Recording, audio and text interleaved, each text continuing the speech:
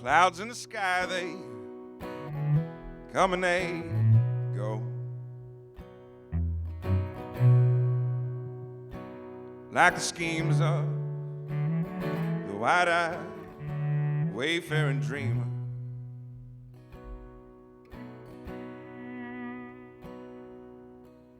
Their infinite form finds constant meaning.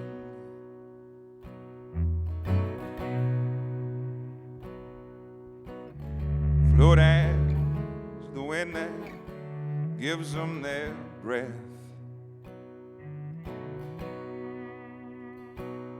And the heights that they know no end.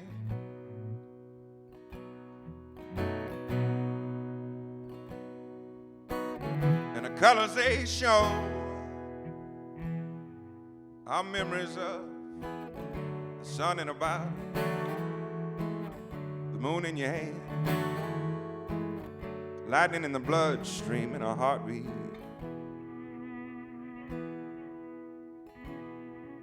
The moment it begins and ends and begins again. Between every pose in a moment of forever, silence is tuned to the infinite station. Past, present, and future hold space without location, divided by nothing, for there is no separation. You know there is no separation.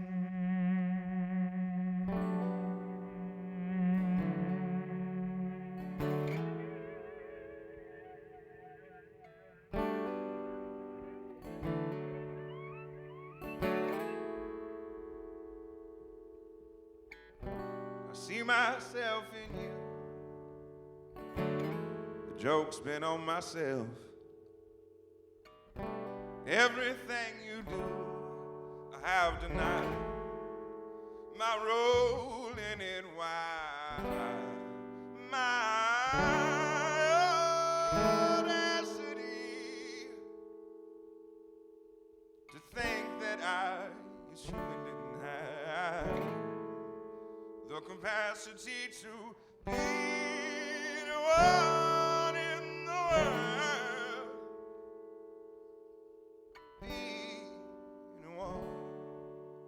In the world.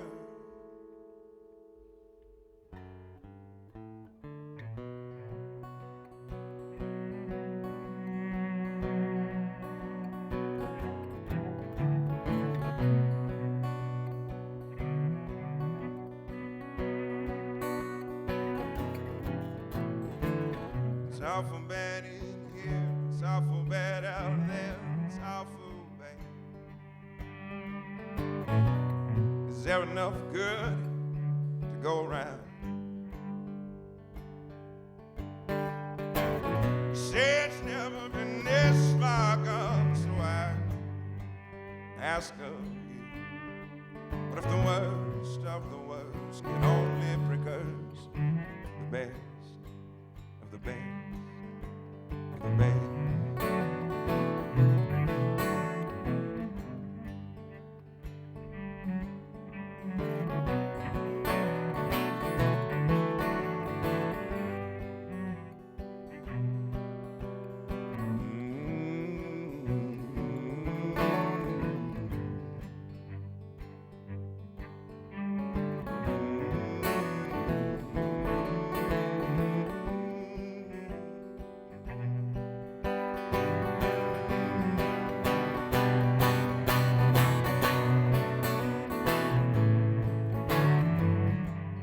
Night will give way to sunrise.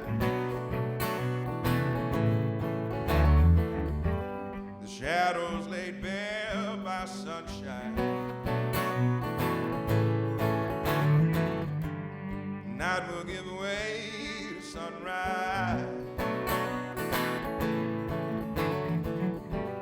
The shadows laid bare by sunshine.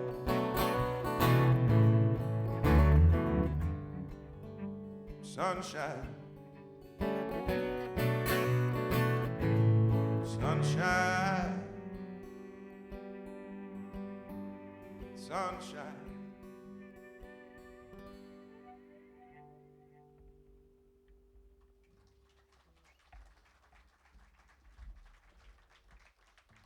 Thank you very much.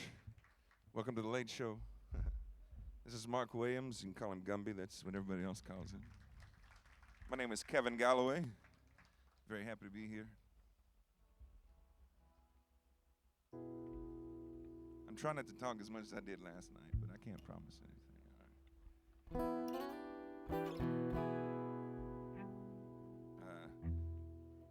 Haven't done many of these intimate shows in a while. It's good to get back with my old friend Gumby and do these and get a chance to kind of lay them out and tell you where they came from. You can take it or leave it. But I'm going to play for you now the best song that ever wrote me.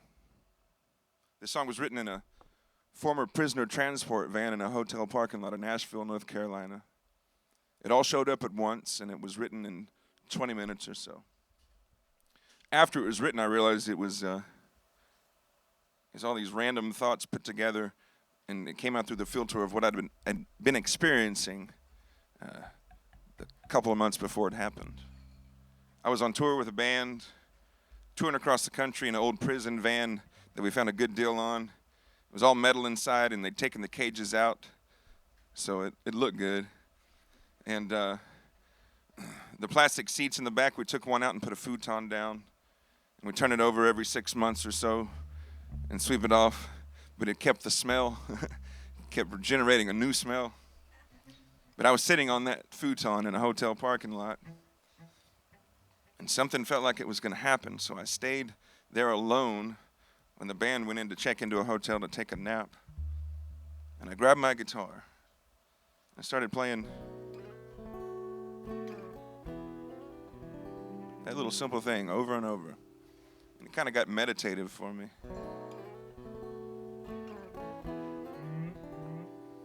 It was a long tour. We started in Austin, Texas, and went up through the Midwest all the way to Chicago. All the points in between, over to Chicago, over to Cleveland, down through, over to Asheville, North Carolina. I'd never been there before this tour. So I got on the interwebs to find out about it, and I read that Asheville, North Carolina has a rich 4-season climate. And at that time, retirees were moving there in droves. And I was looking out over the hotel parking lot. I could kind of see a bit of the Blue Ridge Mountains. I recall it was fall. I'm sitting there and the wind starts blowing, and I'm like, ooh, I want to smell that mountain air. And I open the side door on the van, and that air comes in, and it's like, oh, I know something's about to happen. I started thinking about Asheville, North Carolina. Started thinking about retired people moving there. Then I started thinking about this book I've been reading called Hero with 1,000 Faces, written by a guy named Joseph Campbell. It was in my backpack right beside me on the bench there. I thought about watching him on YouTube and him saying we're at the terminal moraine of our mythology and it's time to take the old and the present and create the new one. He was the guy that came up with he talked a lot about the hero's journey. He was a comparative religion, human mythology guy. He says mythology is not fiction, it's just how we try to define the ineffable, the thing we can't put into words. I was thinking about what myths and stories that I knew. Of course, I knew a lot of Bible stories from growing up. And I was thinking about Bible characters moving to Asheville, North Carolina when they reached the age of retirement. I said, all right, let's go with that. And then that line, the devil's in the details, popped into my head. And I almost lost it right here because I started to overthink it. I was like, who said that first? The devil's in the details. What does that really mean? The devil's in the details. And I stopped myself. I think I audibly said, no, stop. And I got out of my own way, and I just let it go. I've got all these weird thoughts ringing. Trying to find a tangent, trying to find a tie. Thinking about Joseph Campbell saying there's a golden thread of truth through all religions and human mythology. The devil's in the details, the devil's in the details, the devil's in the details, the devil's in the details, the devil's in the detail shop. Just like that, it showed up. I saw it in my mind's eye like a beginning of a movie. There's a guy, he's a retired gentleman, and he's sitting in a detail shop, and he's playing the devil in this story. And he looks pissed off. And he's mad because they're taking too long with his car. He's also mad at the state of everything. It's like the souls used to have more substance. And is this really the end? He's a bit worried about it. And with that, the rest of the song poured out. And right there sitting on that futon in about 20 minutes, it wrote itself. As if from a distant star, it just came out through the filter of me and I got out of the way. And that's why I say it's the best song that ever wrote me. This is called Taking in the View.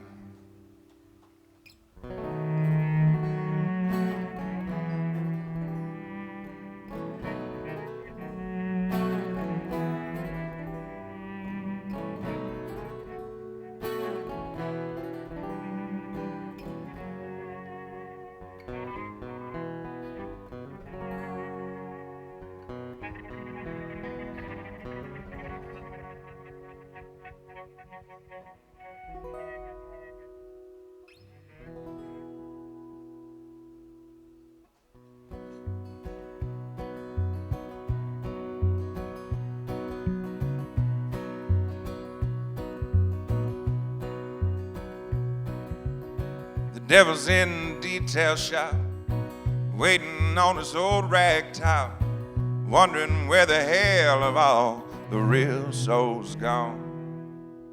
It's been so long since the reaping was worth a damn. Little Mary's living hand to mouth. Can't believe how fast it all went south, taking pains to conceive of an immaculate life. But Jesus Christ, it sure gets hard sometimes. And the bright morning star just left Chicago.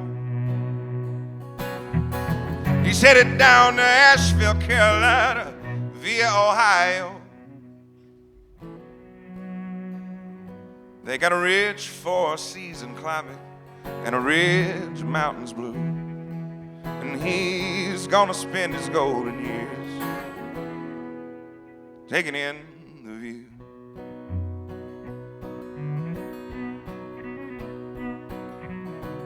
Ever since Joseph passed away, the lady hasn't had too much to say. You can find a kneeling in the garden, all skin and bones. And when the seeds have grown, she'll plant again.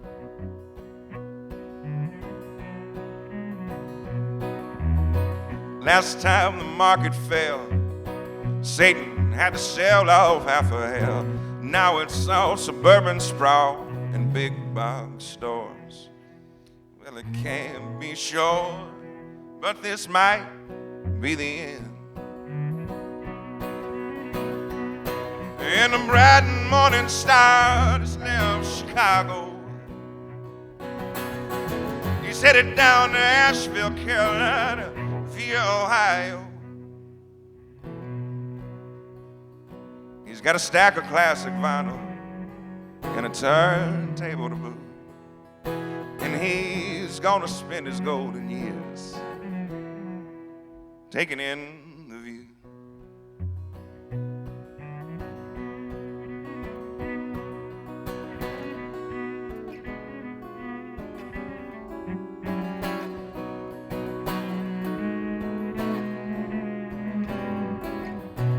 And he'll sing, I shall be released.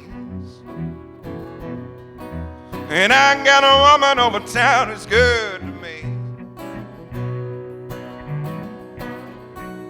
walking the floor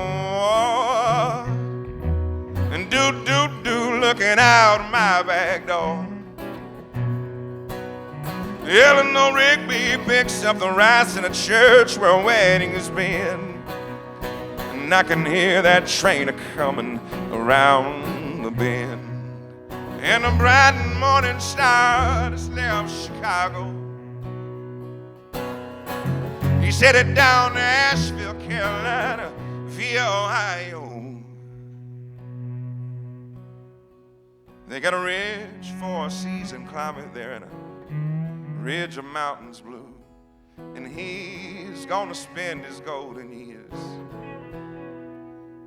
taking in the view.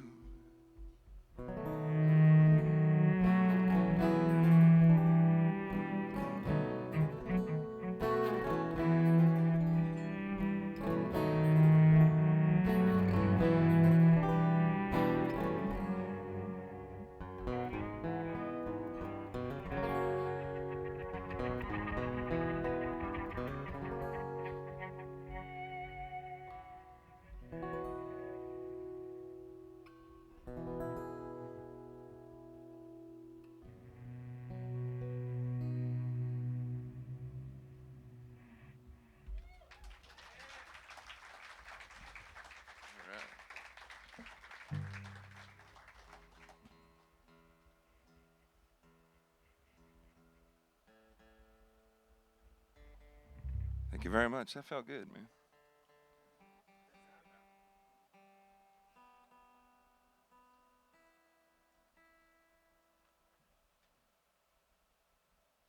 So, I had a band for 13 years, and then we broke up, and I went solo. I started touring around the country, just playing solo gigs. It's a lot of acoustic duo gigs with Gumby here, but a lot of solo gigs out of state, and I'd go everywhere, and I'd bring my wife and 2 kids. At the time, they were 2 and 4, and we'd go everywhere.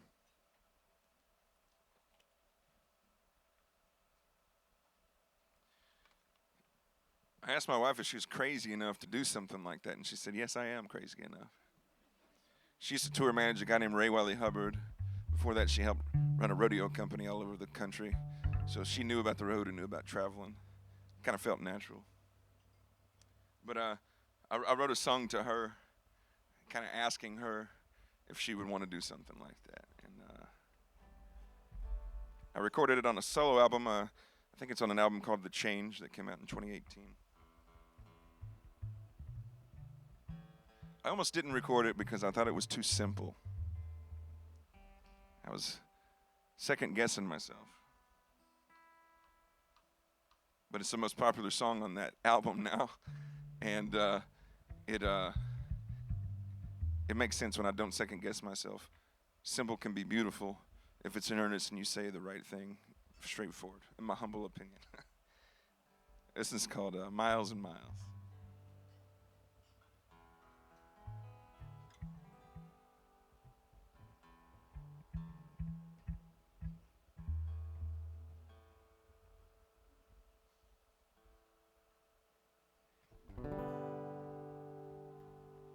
Breaks my heart to watch you cry.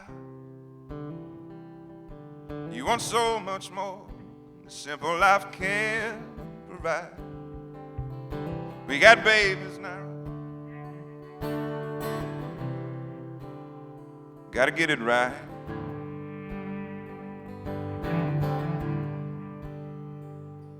You're at home now, Mom. I know I've been gone too long. I've been chasing this road, living and breathing song. It's the only life I know. About you come along.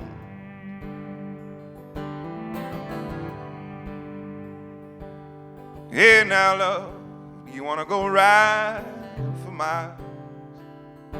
Got a wheel in the road, you wanna go drive for miles? Ride for miles, drive for miles, miles and miles.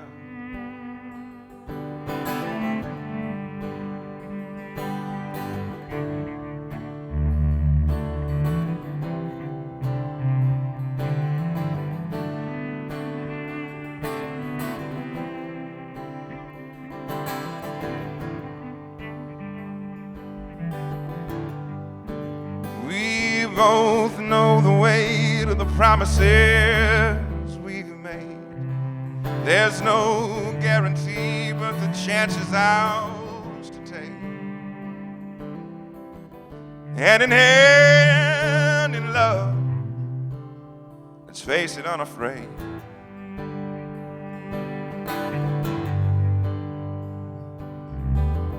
Hand in hand in love,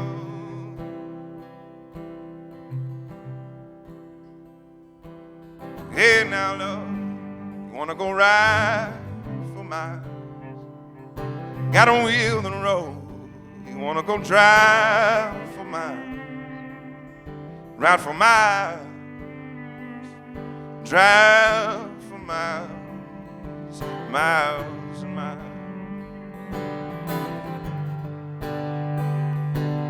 Hey now love, do you wanna go ride for miles? Got a wheel in the road, you wanna go drive for miles? Ride for miles, drive for miles, miles and miles, miles and miles.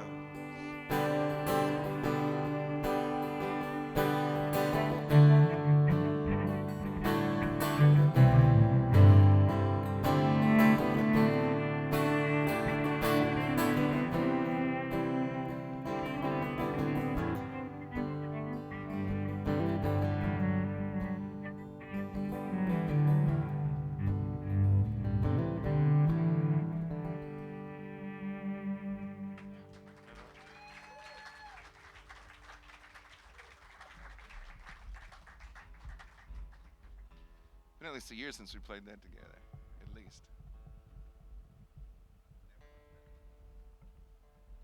So yeah, we really did it. My family and I were living, I was in the Austin area for quite a few years doing the music thing. My family and I lived in Buda, Texas, just south of Austin, a small suburb there, in a rental that was getting more and more unaffordable, and decided to really make it happen. And I had my booking agent book a 6-month tour out west, and we decided to move out of our rental, and I financed a truck and a travel trailer, and 4 and 2-year-old and my wife and I headed west, put everything in storage and did what we could, and I had 6 months of shows, and it's like, yes. And so we went west, and the first show was with a gentleman named Robert Earl Keen, if you can believe it. And we played in Roswell, New Mexico. And then that night, the governor of New Mexico shut down all commerce because of the pandemic. So first show, we did it, and then it was done. And I was in a RV park with a bunch of bugs. An RV park in Roswell, New Mexico, with a choice to make. Am I going to sit it out here, or am I going back to Texas? And I decided I thought about who I knew. I called my landlord from our old place. It had already been rented out. People were living there. It's like, who do I know? Who do I know? And my wife and I had a mutual friend. I met them through her, but we're all friends now. And they live in London, Texas, which is west of San Antonio, west of Kerrville. And they own a big ranch, a goat ranch. And I called the guy up and I said, man, do you have an RV hookup on your place and room for us to stay for a couple of weeks till this thing blows over? And so, yeah, we were there a couple of weeks. And he's like, man, well, he told me right away. He's like, you can hook it up and you can have it over there, but we have a pool and a pool house with 2, restrooms, and y'all can stay there till it blows over. I'm like, thank you. And they're amazing people, and we really became fast friends and like closer family friends. And we stayed there a couple of weeks, and we stayed there a couple more weeks, a month and a half in. I'm like, okay, maybe it's not going to blow over. So I started looking for rentals in Kerrville, which was the closest city. I even went into town and looked at a couple physically, just a place to get away. We're just wanted to be out of their hair, which they insisted we weren't, but knew I had to make a move. Went and looked at 2 and had papers to sign the lease. And just something told me that night at midnight, before I was going to go sign the lease the next day, to look on Zillow one more time. And I searched all of Texas. And this one had just been posted a couple of hours earlier in Bryan, Texas. And it seemed just right. It was closer to Hearn, if you know what Bryan is and Hearn is. It's closer to Hearn, but it's a Bryan address. It's way out in the country in the Brazos Valley. And it seemed right. And I got up the next morning and called them. And they said, yeah, it's for rent. And I drove from London to Bryan to look at it and sign the paper right then because I just knew. And that's where we've been living ever since, by the way. And it was good. It's fantastic. I'm saying all that because we moved into this really small house, two bed, 1 bath, my wife and I and our kids. And then the pandemic happened, obviously. We were in close quarters for a long, long, long time. And it worked wonders for our marriage. That's sarcasm. I can put this all out. We made it through, but it was tough times. There were arguments, as there are in any marriage when you're married or when you have kids and you're married, and then there's this looming existential threat over you, you know. We would get mad at each other and we'd argue, and then we'd blow off steam and separate. When I separated, I would go right and get the mean out. And I wrote this whole song living there after some arguments. And then I knew something was happening, so I really wrote this and started singing it with my wife. Maybe went to the grocery store to do the H-E-B curbside. When she wasn't there, I would write this song, or late at night I'd go out and sit in the RV in the field and write it so they couldn't hear me. And I finished the whole thing, and I knew it was going to piss her off. Well, at least the first verse. Because in this song, you can hear a married couple fighting, and you can hear them being smartasses to each other. And, I was calling myself out, calling her out, just calling it what it was. And I wrote the whole thing, and I knew that I wanted to record it, so I knew I had to show her the song first. And I knew she wasn't going to take it good at first. Take it well. So I said, honey, I got a song for you. We went in the back and said, sit on the washing machine. I got a song for you. I started playing it. There's no innuendo there at all. And she's crossing her arms like, no, what are you talking about? And in the second verse, she's like, what? And at the end, there's a turn, and it brings it back around from an earnest place, in a place of like, I do it all for this, and it won her over. So I did record it, and maybe it'll win you over too. This one's called Unavailable. Truest song I've ever written about marriage.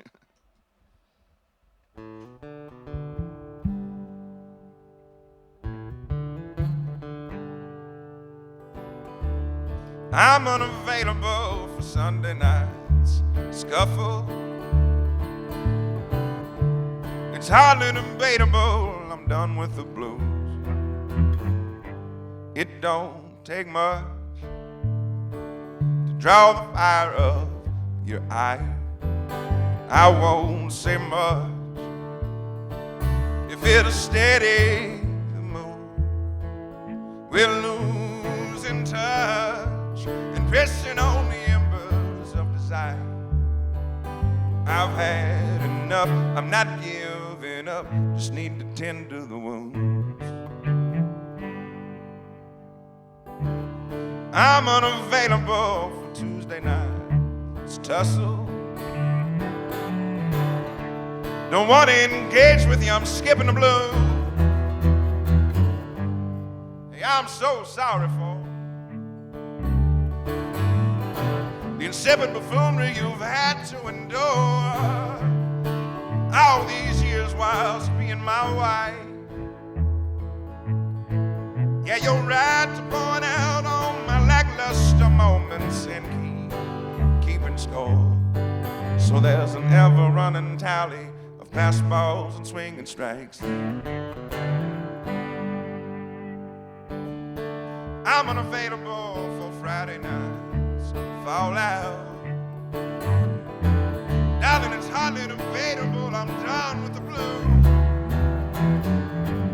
Hey, I still love you, babe.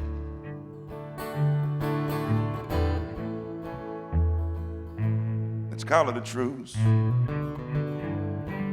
Let's call it a truce. 'Cause I still love you, babe. I still need you around. Still believe in the promises we make to each other. I'm convinced we can work it out. I still want you. Only hope that you feel the same. Let's talk about us and set aside the faults and the blame. Let's think about it then.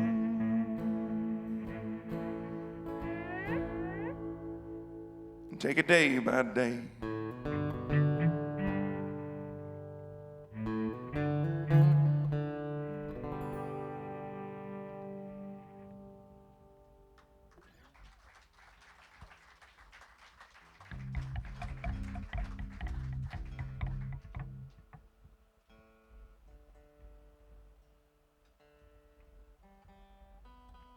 Need to wet my whistle, pardon me.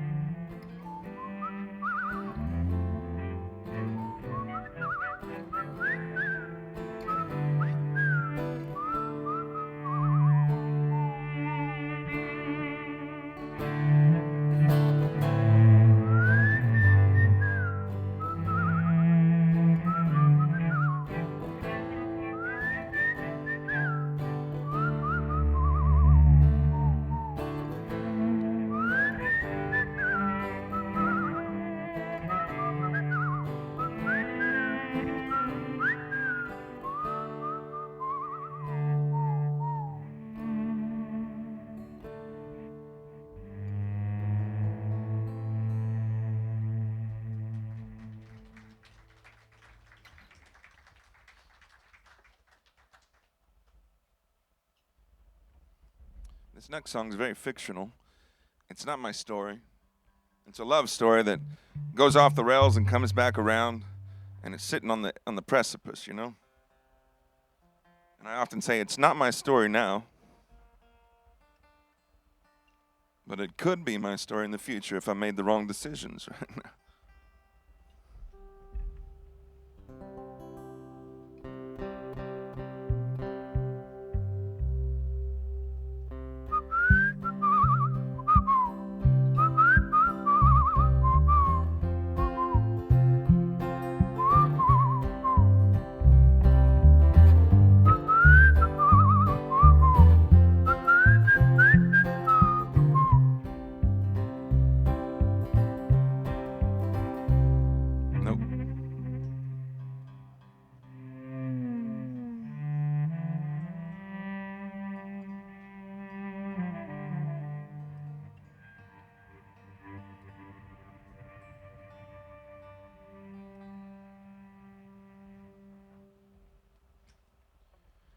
She's He's grown cold.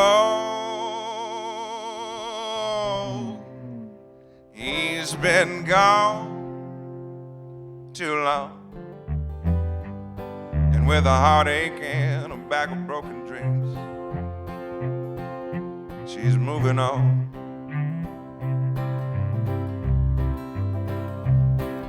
And he won't know the bond back home is broken yet, because it's caught up chasing sky-high fast time dreams.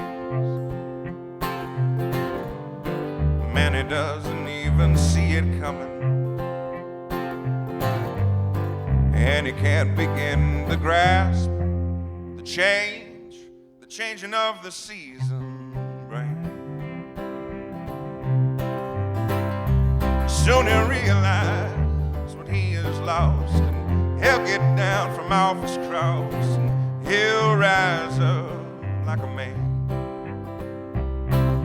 And him and that old high horse that he rode and put up and wet will come to terms with the past, and they'll find peace like a river and somehow row that boat ashore.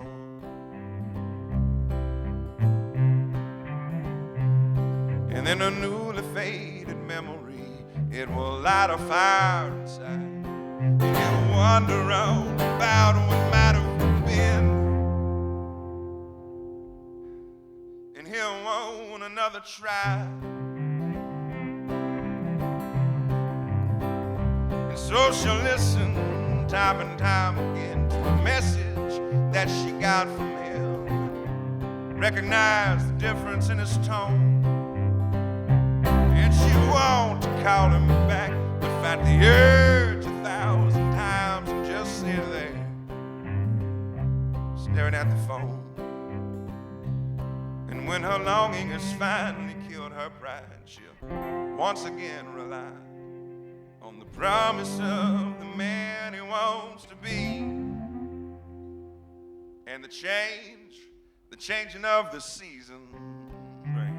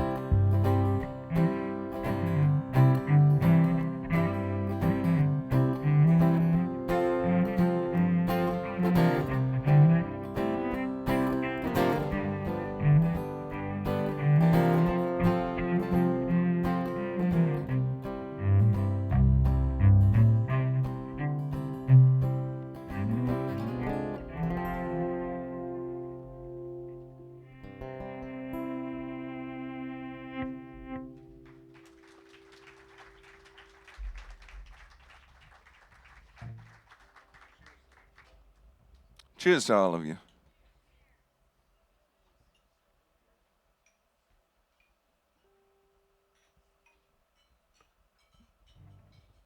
That's an amazing segue. This next song is called Take a Drink. Make note of that, bro.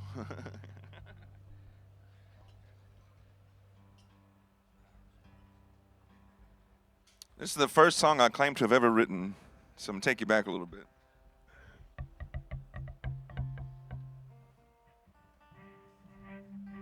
When I was 24 years old, about to turn 25, I was working at a bank in East Texas. I was newly divorced, and I got offered a job at the bank I was working at, or a little bit of training to get a better position. I was a personal banker. I'd started out as a teller, personal banker, and there was talk of grooming me to maybe a branch manager or something one day. And I got that offer, and I said, can I think about it? And I went home and I thought about it, and I came back the next day and I quit. Because I had a lot of things been running through my mind. The year was 2002, so 9/11 had just happened. I was newly divorced. It was it gave me a reason to maybe try something new if I got a chance. And that pushed me away from that.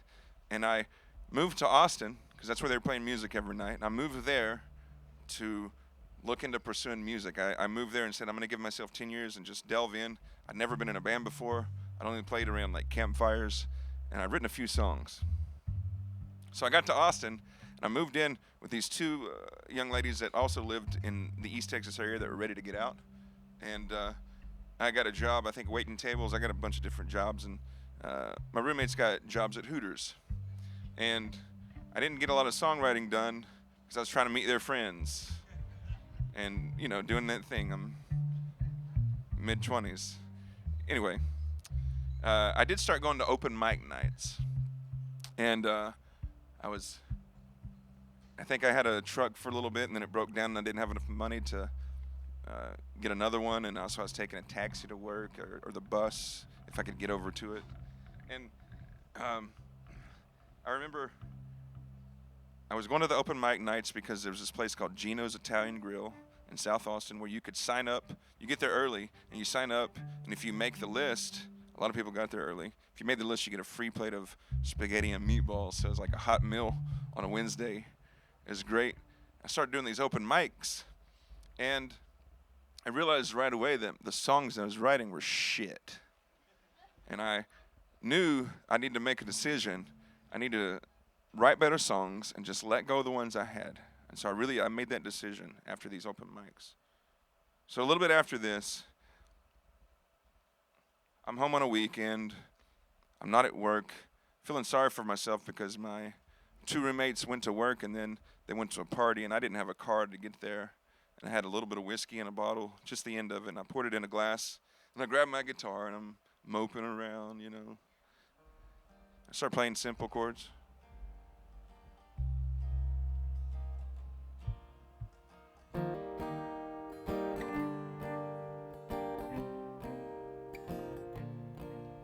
And I'm looking at what's in front of me. I got a empty bottle of Gentleman Jack, single barrel, and then the clock's right there. And then I can look out the window.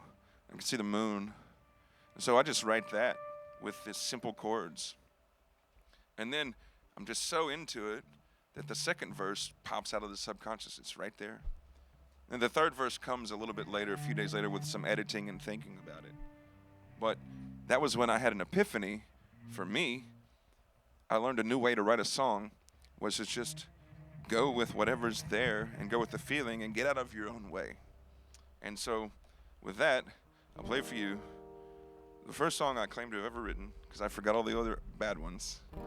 I'm not saying this one's good. I'm just saying it's the bookmark. This one's called Take a Drink.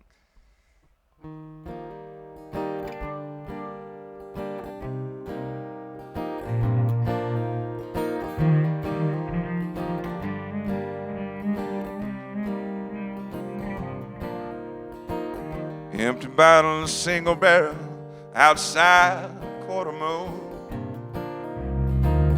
2:11 a.m. on the clock as I lie alone in my room. Napkin with a number and a name written in black ink intrigues me to a point, but so does another whiskey drink.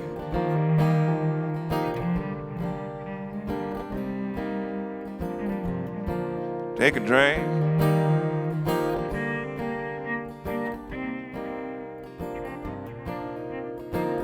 Things are good here, not so bad.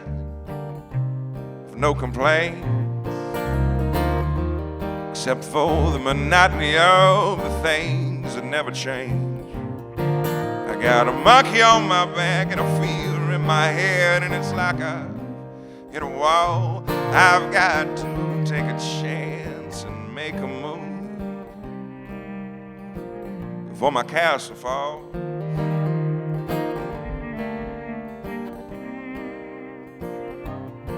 Take a drink.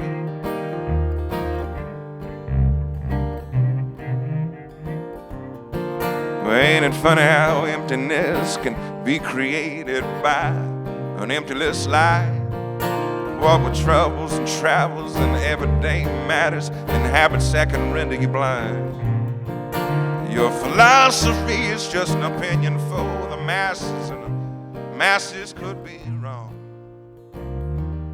But hell, man, what do I know? I'm just a writer and a singer of simple songs.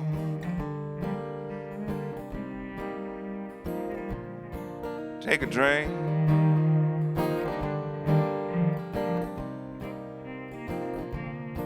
Take a drink. Drink it in. Drink it in.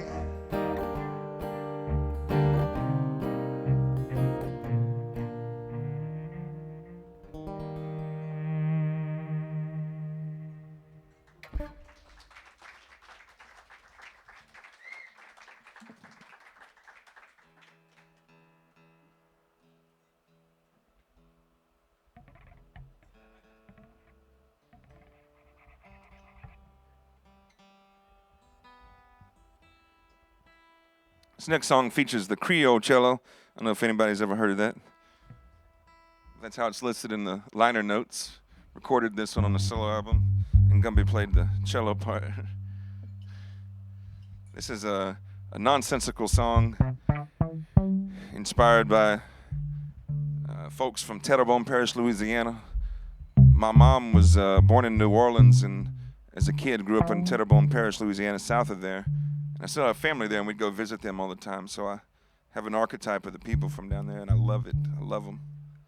But I was checking into a hotel one night on the road with the band, and there's a USA Today on the counter. As I'm waiting in line to check in, I'm looking at it, and there's a little blurb on there about a story in the back of the paper about sinkholes opening up in Terrebonne Parish, Louisiana. And so in my mind, I see a guy from South Louisiana standing on a P-row with a pole and just barely making it out as the sinkhole's opening up behind him and a whirlpool's formed. I started thinking about that character, and I tried to write a song right there in the line. Had some good ideas, and I went upstairs, and it was kind of there, but I didn't force it, and it didn't show up. So I tucked it back. Fast forward a few months later, somewhere on the road, in the hotel, 4 in the morning or so, I'm awakened by the snoring of one of my bandmates in the other bed.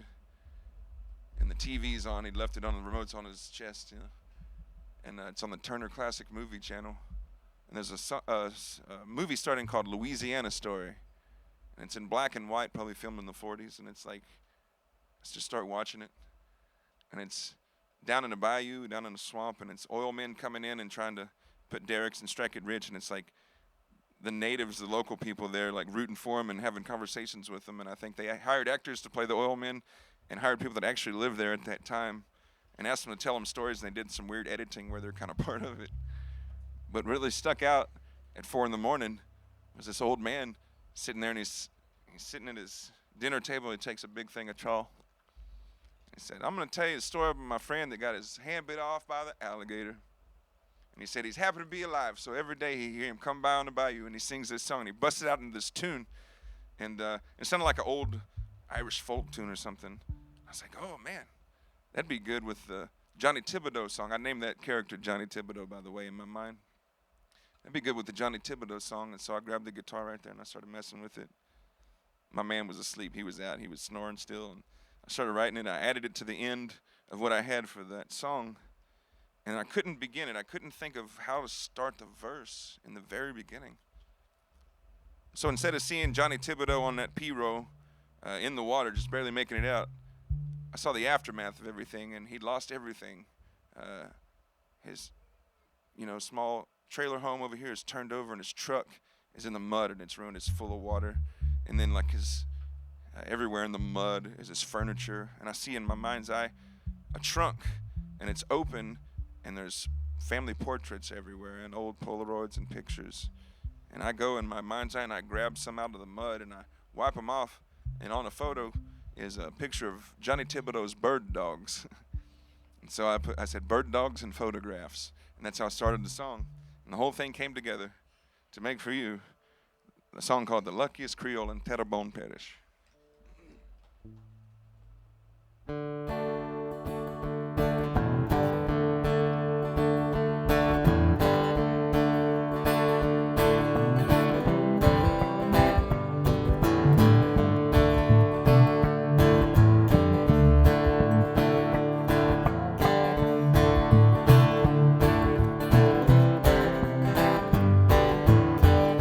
dogs and photographs, hurricanes and aftermath. Johnny lost his thunder when the water came. Pouring down on land and sinking it. Didn't leave no time for thinking. He barely made it out, but he's got that hero and his life.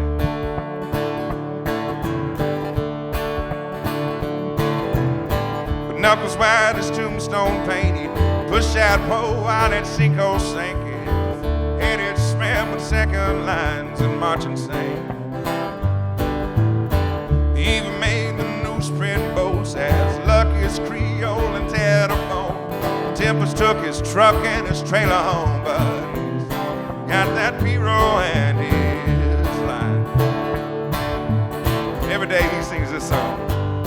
I eat when I'm hungry, I drink when I'm dry.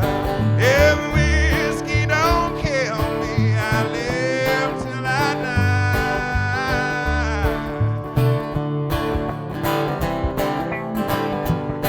I eat when I'm hungry, I drink when I'm dry. If whiskey don't kill me, I live till I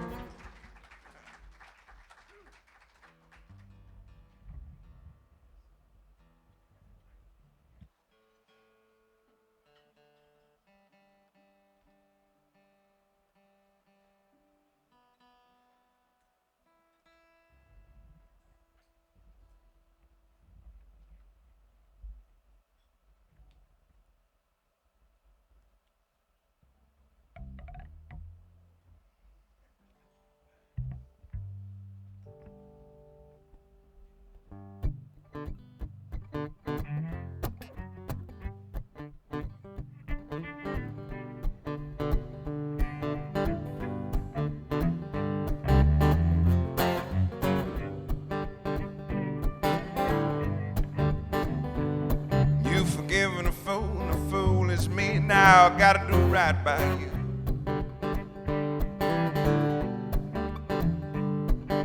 I ain't expecting anything. I'm accepting that we may be through. I put your picture back in the beveled frame to remember how to smile. Love is the reason for everything. Let me hold on your heart for a while. Hold on your heart for a while. Well, you caught me at the end of a low-down rope and you made me wanna cry. I put you through it with the tricks I pulled, and the lies and the lies and the lies. Put your picture back in the beveled frame to remember how to smile. Love is reason for everything. Let me hold on your heart for a while. Hold on your heart for a while. Hey, I was weak and I was wrong. I admit to my mistake. Knowing how I made you feel has been the toughest price to pay. I gotta make a change, and it has to start with you. Only small steps and passing time can remedy the shape I'm in.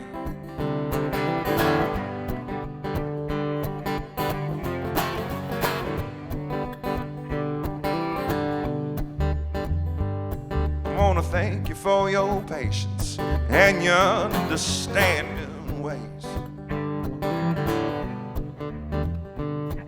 I'm humbled by your beautiful capacity for grace.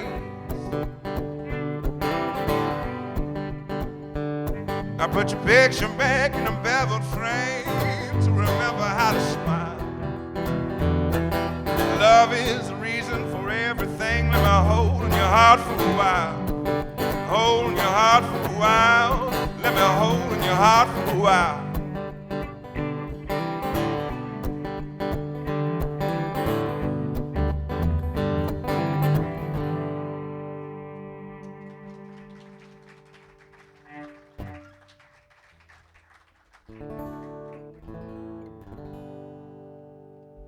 This next song is inspired by true events as well. I lived in the Austin area for about 18 years. Now I'm in Bryan, and I'm there all the time, meeting the band to go on the road or going to record or rehearsing with Gumby, who lives there. And about a year and a half ago, I was visiting. Stayed the night, and I got up and I went to a South Austin, where I lived most of my time there, to a South Austin coffee shop. I'm half asleep and I'm standing in line. I'm looking at the clientele, and they're all perfect. Beautiful, perfect, old and young.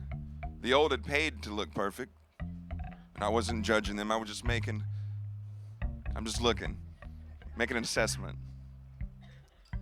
And then a lot of them, actually the majority of them, had on either a Los Angeles Dodgers cap or a shirt or a jacket or something.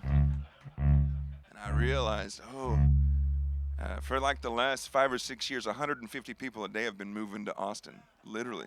And most of them from like Los Angeles or New York or whatever, and it's fine, but it's just different there now. And I was just telling a story. I feel as an artist I should just reflect without judgment and tell a story about what's going on currently. And so I made an observation.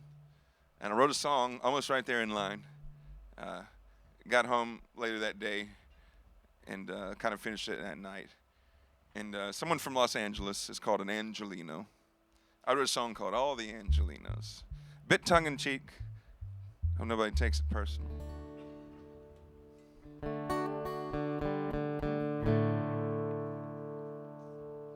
One, two, 3, 4. All the Angelinos, they moving down to Texas.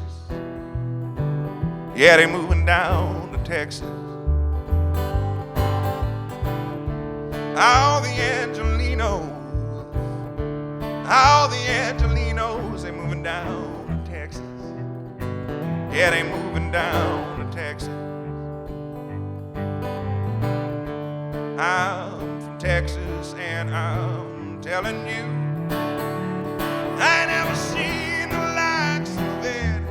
I ain't never seen the likes of it. I'm from Texas, and I'm telling you, I ain't never seen the likes of it. I ain't never seen the likes of it in my whole life.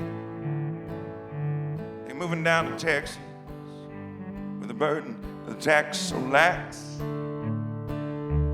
They moving down to Texas and they buying up the cowboy hats. They moving down to Texas with the oil and the freedom flow. Yeah, they moving down to Texas for the pony and the rodeo. Oh, oh, oh, oh,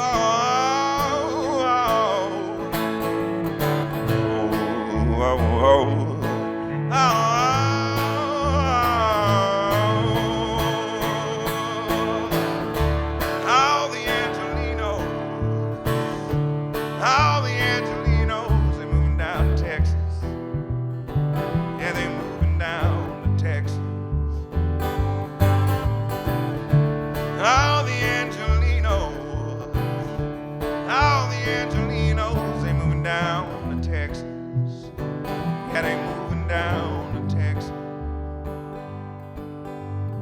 Texas, our Texas, how hail the mighty state.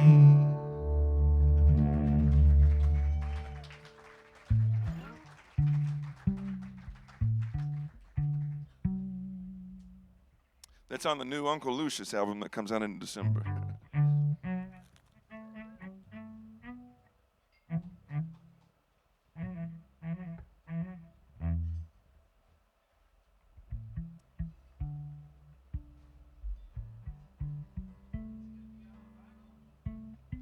Yes, it's going to be on vinyl.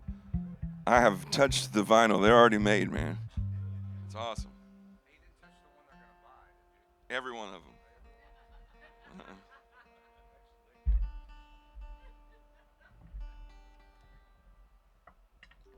Try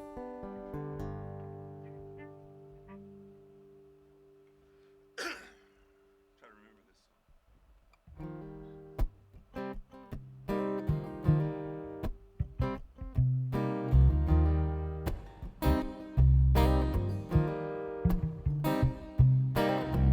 Baby, you don't move me like you used to, she said. Baby, you don't do it like before. We used to have the midnight lovers moon. We used to steal away, forget ourselves for days, laying lost in each other. I used to make you swoon. Beneath that lover's moon.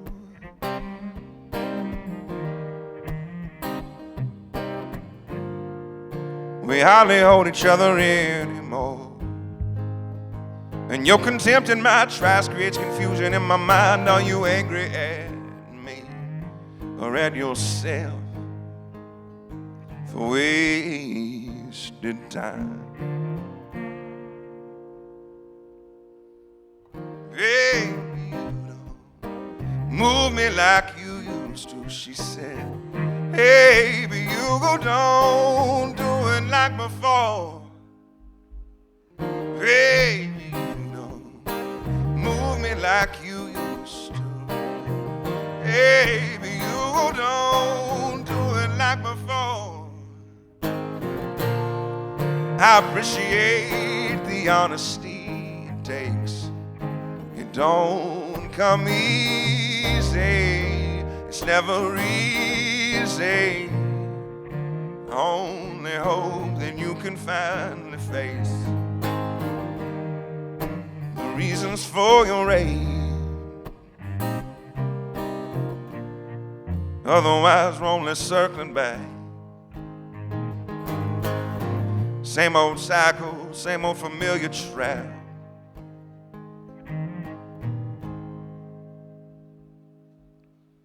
Baby, you don't move me like you used to. Baby, you don't do it like before. Baby, you don't move me like you used to, she said. Baby, you don't do it like before.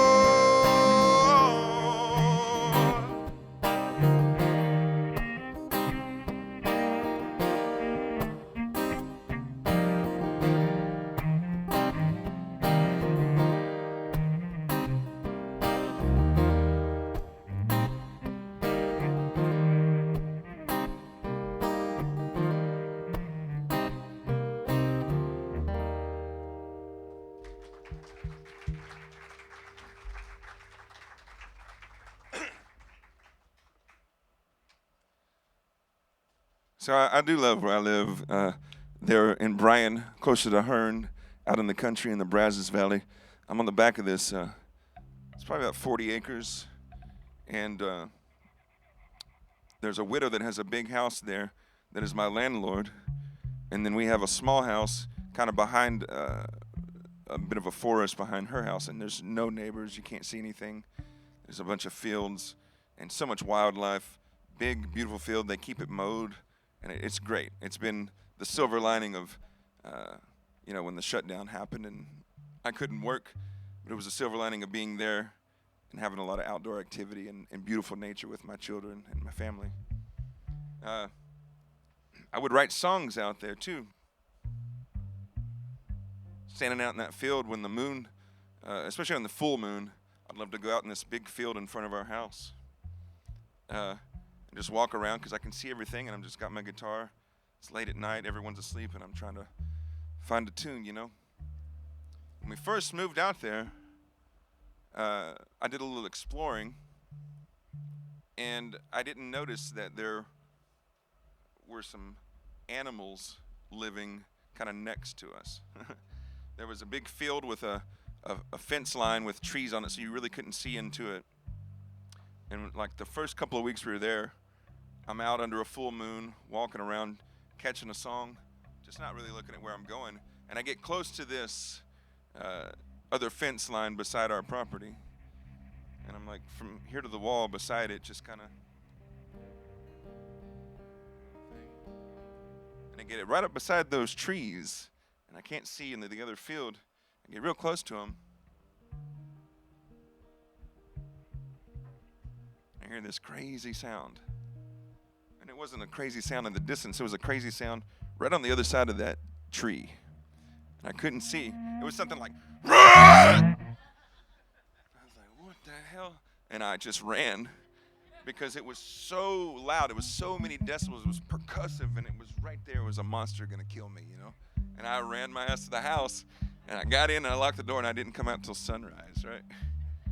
I still didn't know what it was. And this is a couple days later, I had my first real conversation after I'd signed that lease with my landlord. And she said, well, you know, my late husband, he left me with a racehorse, an old racehorse, and a rescue donkey. I said, huh. And she said, yeah, maybe you'll hear that rescue donkey try to bray, but it can't, because it's a rescue donkey because somebody tried to rope it around its neck and crushed its trachea. And so it tries to go, oh, but it goes, ah! Like that. And I realized what it was. It was that donkey right there. So my little daughter named the rescue donkey Flower, and the horse's name is Missy. So Missy and Flower are right there beside us, and I'm not so scared anymore. Now that I know what it was. That whole night I thought it was chupacabra, man. I was like, I don't know what that sound is. I don't have any reference for that. And so I was on Google all night, like, what does this look like? How big is it? What sound does it make? And there's really nothing online that tells you what a sound a chupacabra makes. This next song has nothing to do with rescue donkeys, but it does have to do with nature and that place where I wrote this song.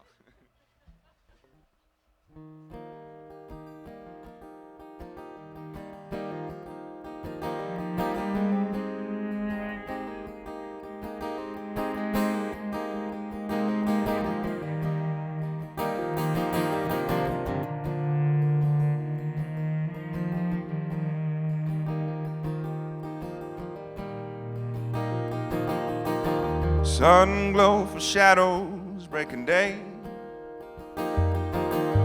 treetops swaying bow, reaching roots, twist and turn to find a way. Come what may, breeze blowing hints from hidden stars, birds flying patterns, singing songs that always tell us who they are, not that far removed. To be moved by the stillness of the sea, and held captive by the crashing waves that haunt eternity, to contemplate the rise and then the fall, to possibly, perhaps, perceive our own connection to it all. That is you and that is me. We are not that far removed. We are not that far. We are not that far removed.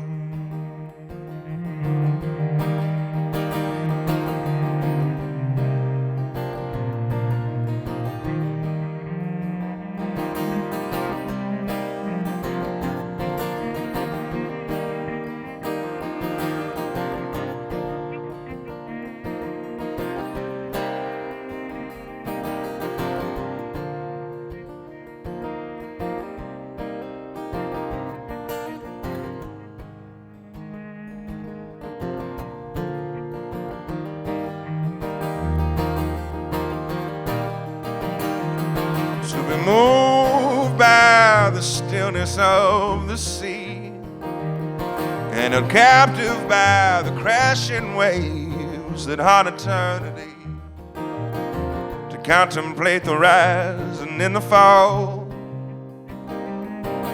is to possibly, perhaps, perceive our own connection to it all. That is you and that is me. We are not that far removed. We are not that far. We are not that far. We are not that far removed. Remember what you are. We are not that far removed.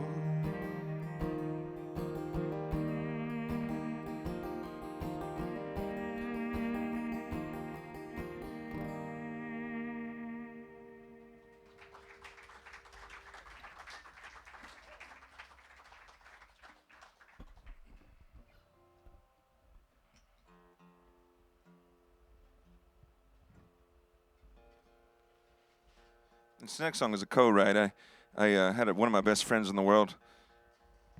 Great songwriter, only guy I've ever been able to co-write with. And his name's Hal Vorpal. And he produced both of my solo albums and then this latest Uncle Lucius album. He used to be in the band. But really love the dude, really love his musical tastes. And he and I co-wrote this tune. I had a bit of a chorus and a verse to it. And I told him it's kind of based loosely on the Hopi prophecy, where I can't remember the whole thing, but it's kind of like it says it's a time of great churning, and there's a river, and instead of holding on to the edge, to the bank, where there's crashing and churning, let go, and keep your head above water and see who's there with you. So with that, I told him that's what inspired it. He sent me a verse and a half, and we had a song. We recorded it and put it on my latest solo album that came out, I guess, in 22. And this song here is called Sweet Highs and Lows.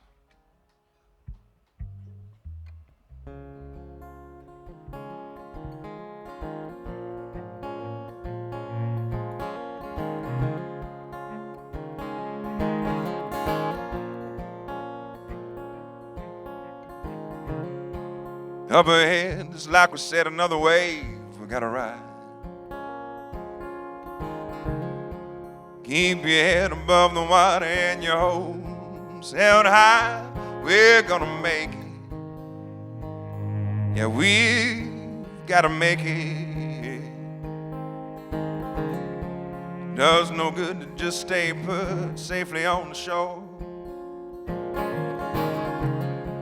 We only get caught in the same place that we were before. If there's a change,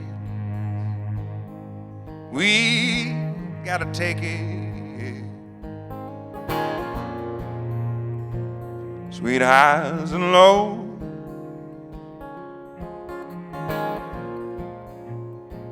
sweet highs and lows,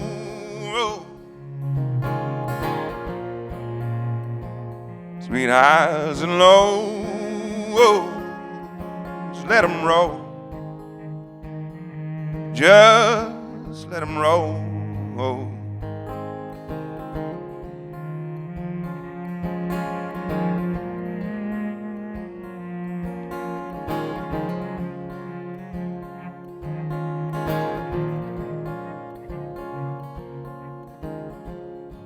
Pray the best, ready the rest, more or less how that saying goes. Until you've been through thick and thin, you never know, you never know. You never know about those sweet highs and lows.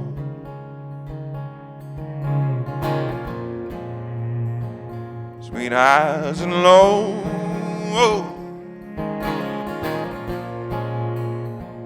Sweet highs and lows.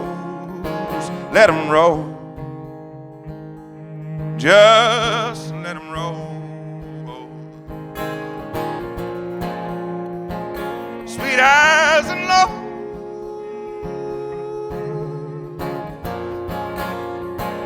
sweet eyes and low,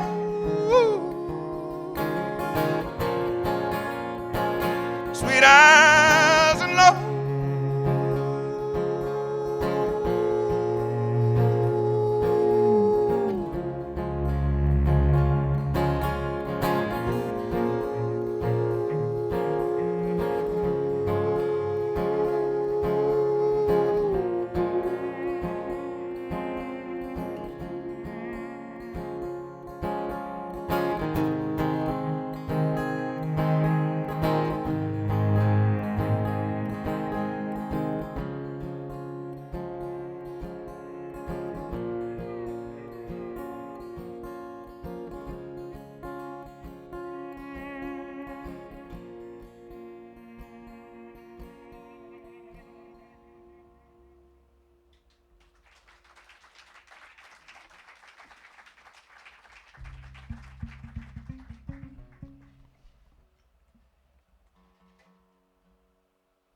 I'm an old dad. I said this last night to the crowd.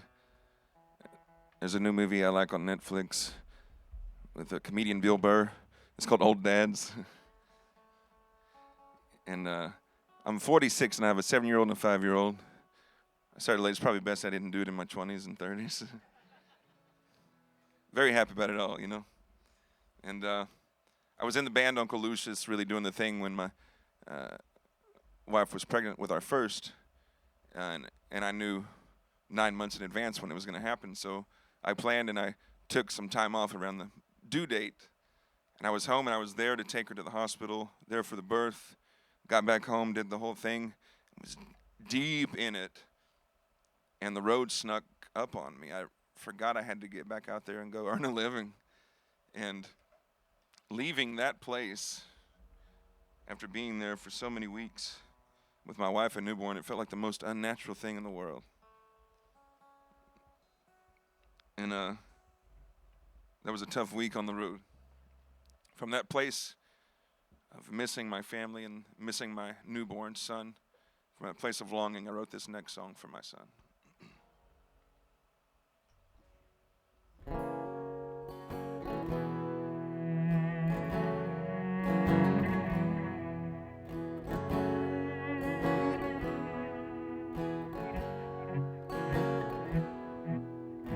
I've got your face in my mind.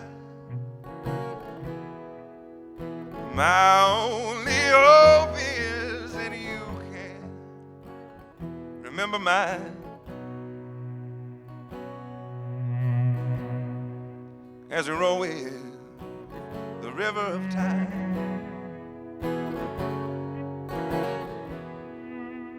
I've got your name on my heart. I wrote it there when the thought of you was only the spark of a sparkle. Got your name on my heart.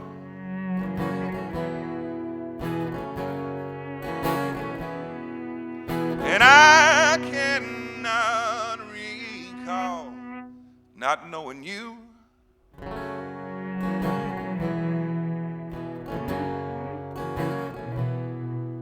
My faith in something more has been renewed. It's true. Thank you.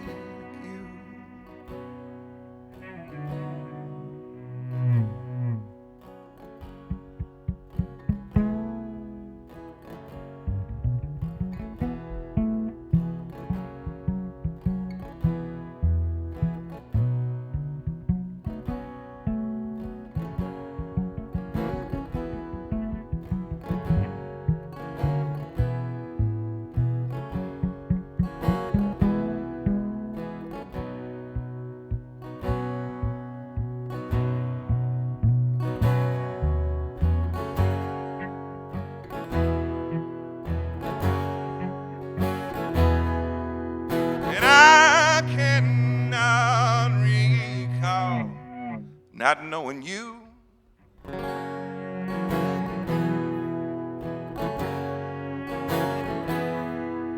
my faith in something more has been renewed. It's true. Thank you.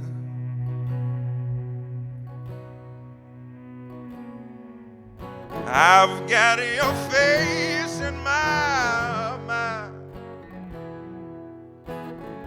I wrote your name on my heart.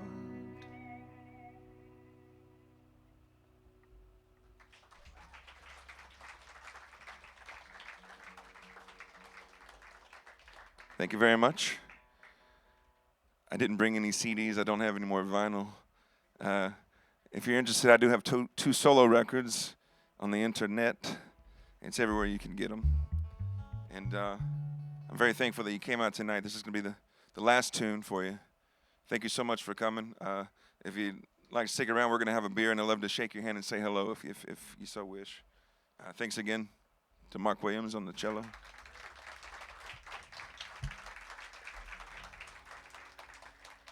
This next song's a true story.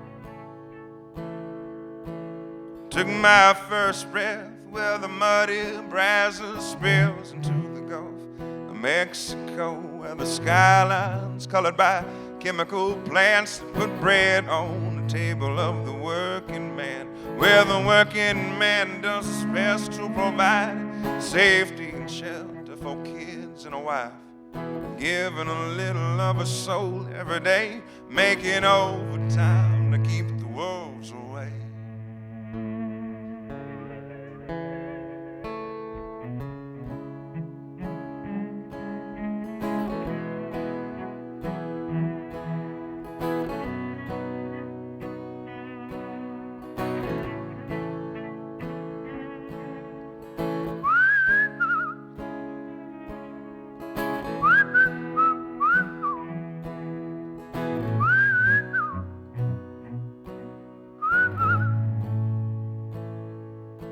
Well, I was barely 13 when the company man tried to dig my daddy's grave. It happened on a French-owned tanker ship, spilling poison into Galveston Bay. Well, the liquid fire filled his lungs and his eyes silenced any mortal cries. Cold in the grip of death's stinging pain, he fought like hell to keep the wolves away.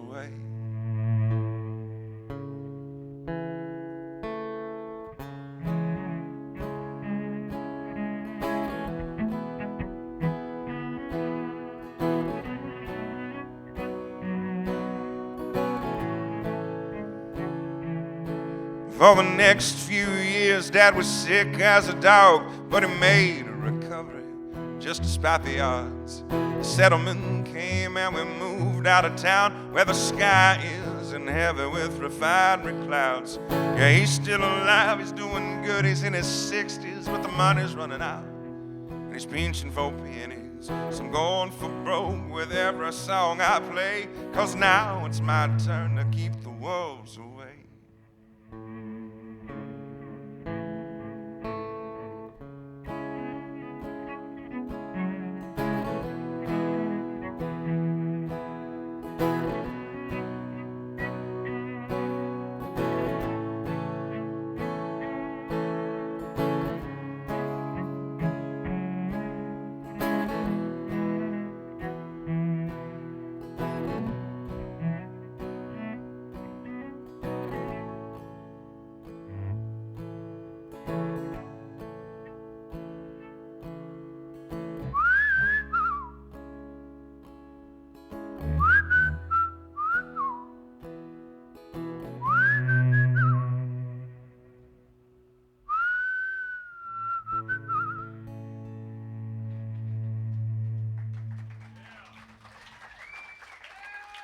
Thank you all so very much.